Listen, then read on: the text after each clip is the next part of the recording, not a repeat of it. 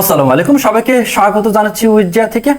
আজকে আপনাদের একটি বিষয় বলবো, আসলে উপস্থাপনা করতে কি লাগে।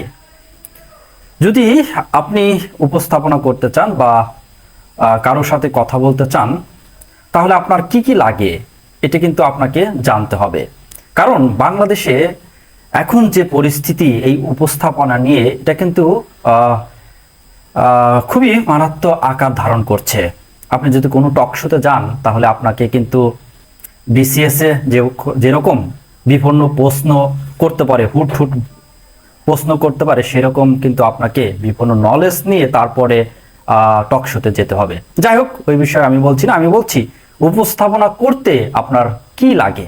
যদি আমি গুগল করি, তাহলে গুগল আমাকে কয়েকটি পয়েন্ট বলেছে উপস্থাপনা করতে হলে কি কি লাগবে, সেই কথাই আপনাদের আমি একটু বলছি। 1 নাম্বার, সেটা হচ্ছে সুন্দর বাচনভঙ্গি। 2 নাম্বার, স্পষ্ট ও আকর্ষণীয় উচ্চারণ। 3 নাম্বার, বাংলা ও ইংরেজিতে কথা বলার ক্ষমতা। তারপরে রয়েছে সহজ ভাষায় খবরের গুরুত্ব অনুযায়ী নিউজ স্ক্রিপ্ট লেখার দক্ষতা। তারপরে রয়েছে সাবলীল উপস্থাপনা ও যোগাযোগের দক্ষতা এবং সমসাময়িক বিভিন্ন বিষয় সম্পর্কে ভালো ধারণা থাকা।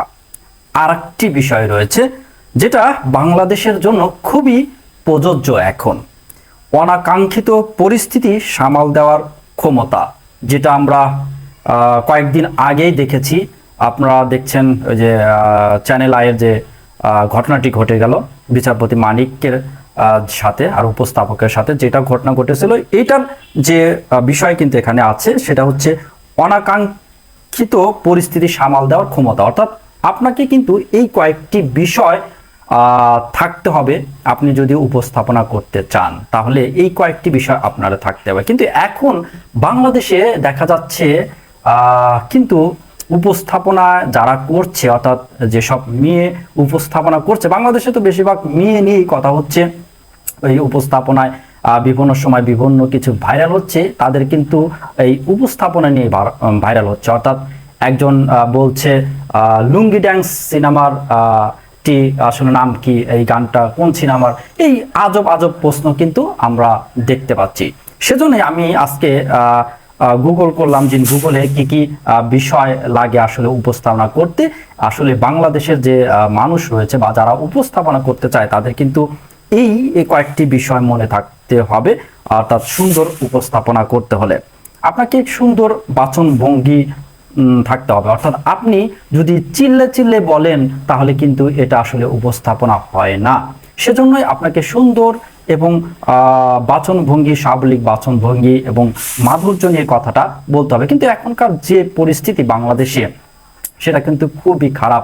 এটা কেউ শুনলেই কিন্তু আসলে মাথা খারাপ হয়ে যায়। কি আজব আজব প্রশ্ন করা হচ্ছে, অ্যাঙ্কাররা আপনাকে আজব আজব প্রশ্ন করছে এবং আপনার যে ভিতরের টক শো, অর্থাৎ যে সাবজেক্ট, সেই সাবজেক্টের বাইরে গিয়েও প্রশ্ন করছে। কিন্তু সেজন্য আসলে ব্যাপারটা হচ্ছে, আপনাকে যখন একটি উপস্থাপনার জন্য সাবজেক্ট বলা হয়, সেই সাবজেক্টটা কিন্তু আপনাকে কি করতে হবে, পড়তে হবে, জানতে হবে। সেখানে কিন্তু এখানে দিয়েছে মানে সমসাময়িক বিষয়ে এর উপর আপনাকে ভালো জ্ঞান থাকতে হবে। অর্থাৎ আপনি যদি হুট করে একটি প্রশ্ন বললেন, সেটা কিন্তু আসলে এই উপস্থাপনা বা এই সাবজেক্টের সাথে মিল নাই। তো এটা নিয়ে কিন্তু আসলে কথা হচ্ছে, এই উপস্থাপনা নিয়ে কথা। আর যদি বলি ইন্ডিয়ার কথা, সেটা তো আপনারা দেখছেন, ইন্ডিয়ার যে উপস্থাপনা, সেটাকে সরাসরি বলা যায় যাত্রা বলা। ওই যে গ্রামে গঞ্জে যে যাত্রা হয়েছে, সেরকম আসলে কিন্তু উপস্থাপনা করে সেই ইন্ডিয়ান বা কলকাতার যে টিপিগুলো, সেইগুলো। কিন্তু বাংলাদেশের টিপিও যদি ইন্ডিয়ার মতো করতে চায়, তাহলে কিন্তু আসলে খুবই দুঃখজনক।